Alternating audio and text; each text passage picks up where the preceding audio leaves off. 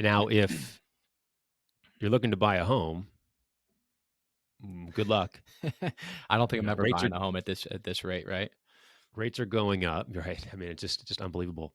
Rates are going up. So I think the average mortgage rate right now is closer to 4.5%, 4.5%, which is higher. And so theoretically, higher interest rates or higher mortgage loan rates would mean less demand for new homes. That hasn't happened. So the average price in the U.S. of a new home or of a home purchased it just topped 400,000 for the first time ever. I mean, it's So, just incredible. so you have these home prices at all-time highs with demand not slowing down. You have limited supply of houses, so low supply, and you have rising interest rates. I couldn't think of a worse time as myself, a first-time home buyer, to get into the market. It's like, why not just rent for the time being and say, that's the problem with rents too. Rents are way above where they were 12 months ago.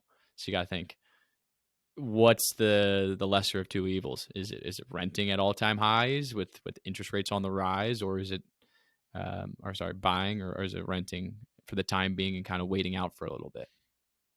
And you don't want to do what I did. I bought my first home, which was in 2006, and my interest rate of my mortgage was 6 7/8. So if Wow. you think this is high, I mean, Yeah, it this is should a not be deal high. compared to that. Exactly. But I bought with the idea of, I could probably sell in a few years and make some money off this and move to my next home. And then the financial crisis happened, and uh, it was a great place. So happily stuck there, but that wasn't my plan. So your plan was But I always initially a say, couple years. How long did it actually turn out to be? yeah, 10 years, Wow. 12 years. So it's we talk to clients about this sometimes too, which is if you're gonna buy a home, buy it for the right reasons. You really want to live there. You appreciate the schools if you have a family. Um, allows you to do other activities around it, and that should be the deciding factor. Not if I buy today, will this be worth X in whatever number of years your timeline is. Yeah. A home should really be about you know does it meet your lifestyle needs. That's really what it is.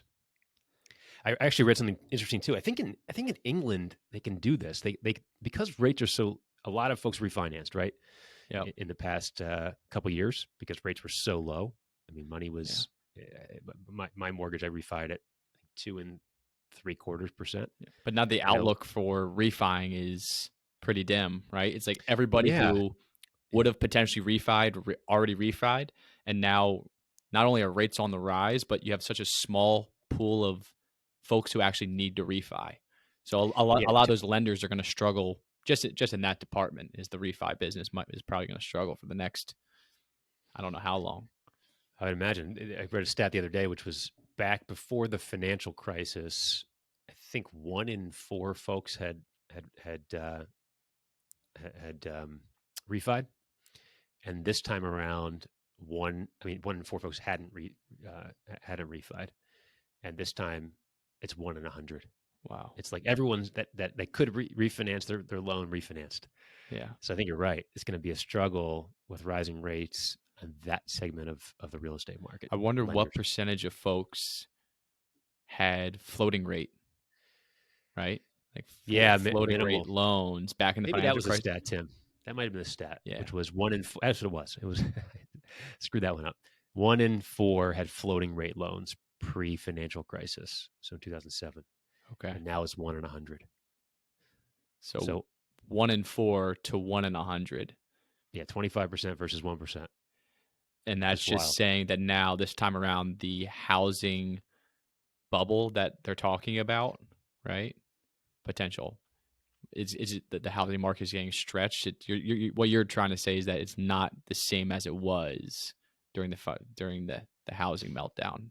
Yeah, there's certainly more risk than just that. But that the risk of payments going through the roof or getting to the end of that balloon interest period, it's 5 years, 7 years, whatever it is, and your payment going way up really quickly is less likely now that most folks have fixed rate mortgages. Yeah. So that's just the evolution of that industry. But what I thought was interesting is and this is why I said the first stat, the first way I said it, is that because so many people have such low rates right now, I think in England, your loan can be portable on your home, which is such a foreign concept to me or and folks in the United States, which is you have a loan for 2.75%. You want to move across town or to a different town, wherever, that you can pull your loan with you and keep that low rate. That'd be really cool. I think that I saw it mentioned because the fear is rates go up, everybody's locked in this really low rate, that at some point it curtails buying. Right? Why would I get out of my 2.75% if my alternative is 5.5% or 6% or whatever it ends up being? Um, I pay so much more in interest. So if you could make that a portable loan, how cool would that be? Does anybody besides England currently do this, or is England the only I don't know. one? I don't know. Something to look into. Yeah. I'm not sure, but I'm pretty sure somebody in England who knows who they are. They said they could do it. It could be completely wrong. Who Yeah. knows? But it's a cool idea nonetheless. It is a cool idea, thinking of ways to, when the market gets to a certain point, to not, restrict buyers in any way from wanting to move, because Right. that does pose a very large issue, is the interest Yeah. rate. Why would you buy a new home if your interest rate will be 2 or 3% higher? Yeah. Exactly. Yeah, We'll wow. see. At some point, there's a crossover point. Right now, it hasn't affected demand, and maybe it has something to do with supply too. That there's not much supply out there, but we'll see how the spring unfolds from the housing market standpoint. But at some point, interest rates hit a certain point where you're just not as incented to move from your current location because of your current loan, and then you can't afford as much. So um, your mortgage payment is determined by your income, and that mortgage payment is affected by interest rates. Higher interest rates, higher payment, meaning less of a home you could theoretically buy with higher interest rates. So that'd be a cool idea that would keep the housing market moving.